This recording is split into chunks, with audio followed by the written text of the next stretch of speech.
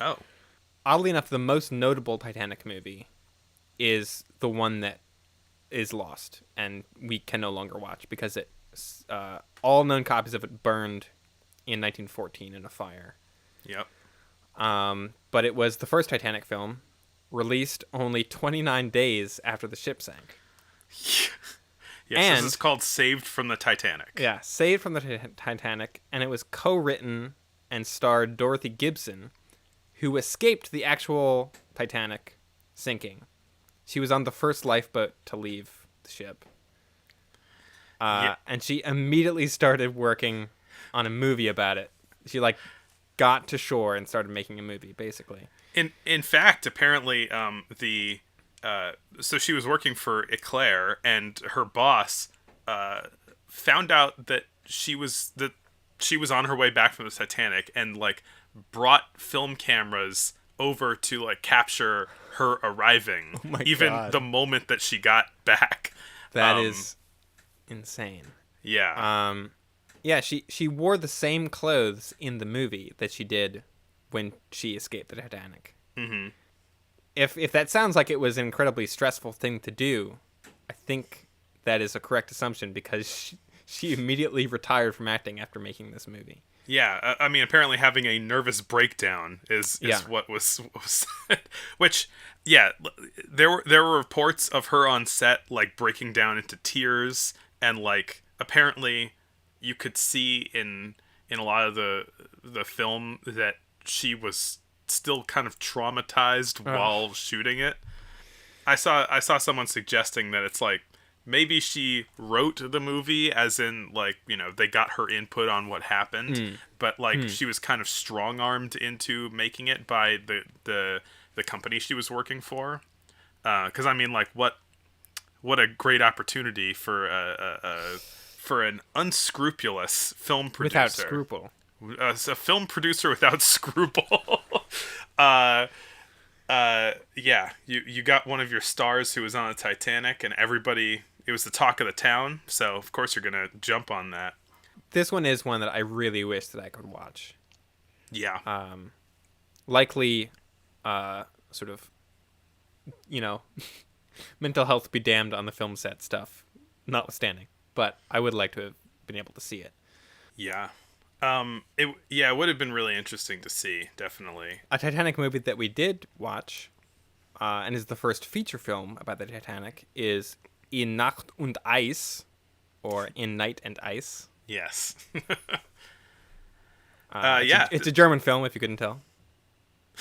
I couldn't. What do you think of this one? I had fun with it. I mean, it is it's a little slow, as a lot of these longer movies are, but I thought that despite the slowness, I think part of what felt slow is that it felt very verite in a lot of ways. A lot of the beginning of the movie is built out of scenes of just crowds entering the Titanic and people hanging out on a ship and the ship arriving and all that kind of thing. So it felt very period in a way that a lot of these other movies, they feel more constructed, I guess. Mm-hmm. Yeah, it was a fun one. I liked it. I did notice that it almost felt like, in the beginning at least, it was kind of trying to create the impression of newsreel footage. Mm-hmm. And it kind of fooled me for a second into thinking, oh, this is actual footage of people boarding the Titanic, and then they punch out to a wide shot of a real ship that is clearly not the Titanic, and I was like, wait a minute, nope, that is a different boat. Yep, it is the Kaiser and August Victoria that they shot on, a German liner. But still, it creates this, especially having been released. I think this one came out 4 months after the Titanic sank. Mm-hmm. It does kind of create this very kind of grounded, verite sort of. This is the wrong term, but almost like a found footage type of thing for the time. Yeah. The Cloverfield of boats. Yeah. And yeah, I did notice in the intertitles it sort of introduces us to a couple different characters who don't have names. They're just kind of referred to as a well-known billionaire.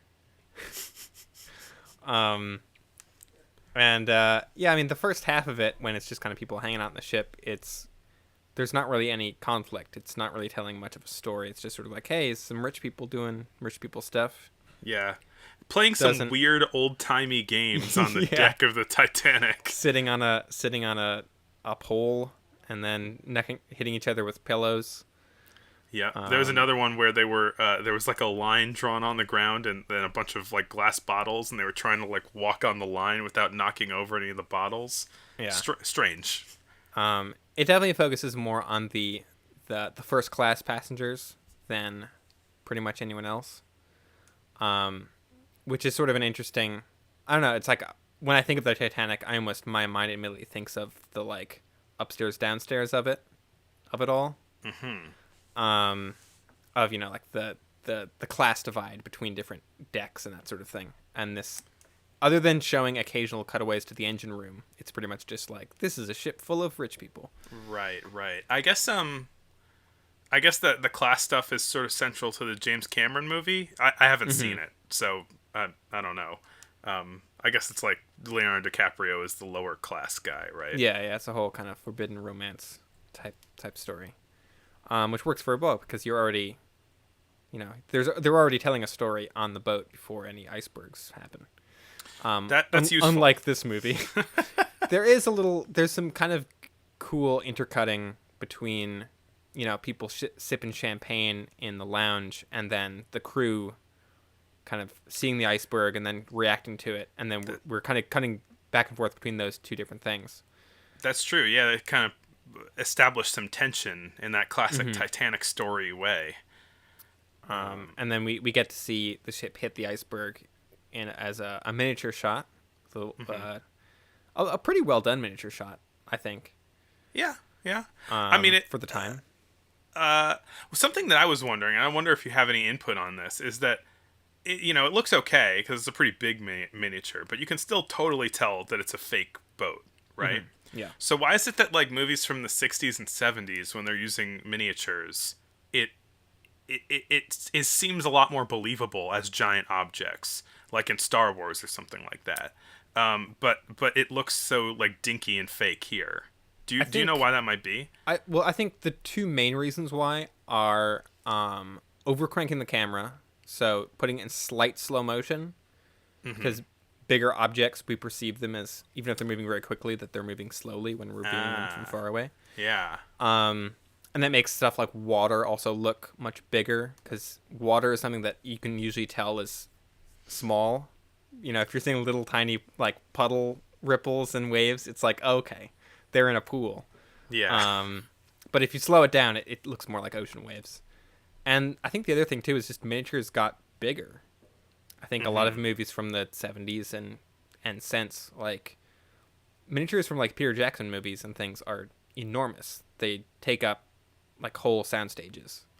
It's just that they're miniatures of like mountains crumbling and things like that. So it's like they're still, 10th scale or something like that, or even smaller, but it's that they still give the impression of size and weight because they are very big and heavy.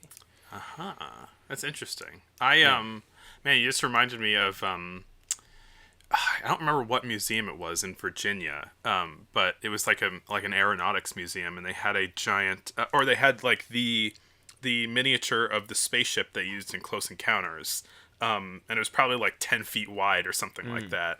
Super super big, really intricate. Yeah. The ship looks okay, but.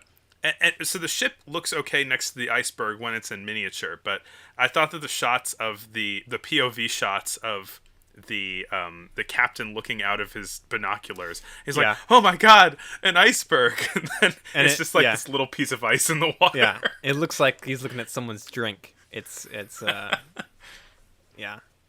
There was some fun 1910s acting moments in this of them seeing the iceberg and like, just freaking out over it. Yeah.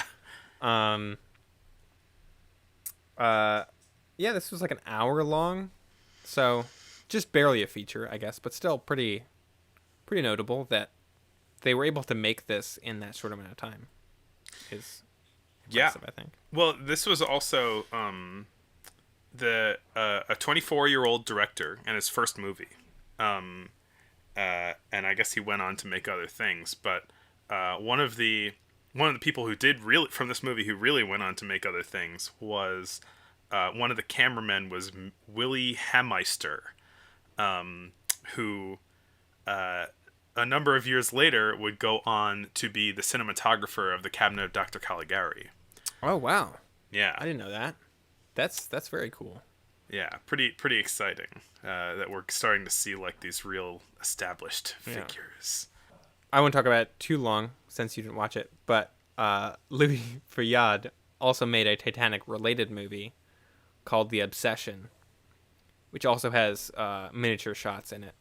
But it's not a disaster movie so much as it's sort of a drama about a woman who becomes obsessed with the idea of someone she loves is going to die. A palm reader tells her this, and so she gets all stressed, and then her husband goes off on the Titanic, and it sinks, and she thinks he's dead.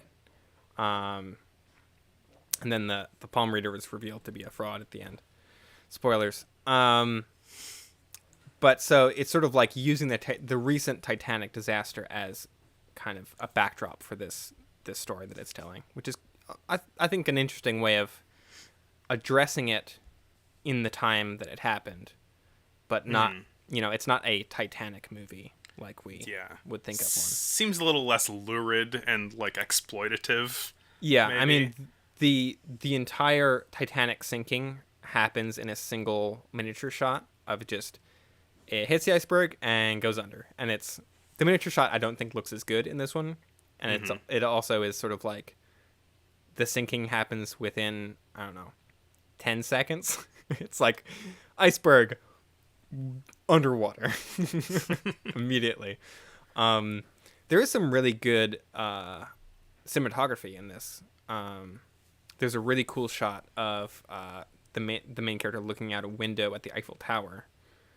This is framed really nicely and has like some cool lighting to it, which is something we haven't really seen as much of up till now.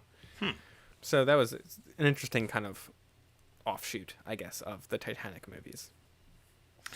Yeah.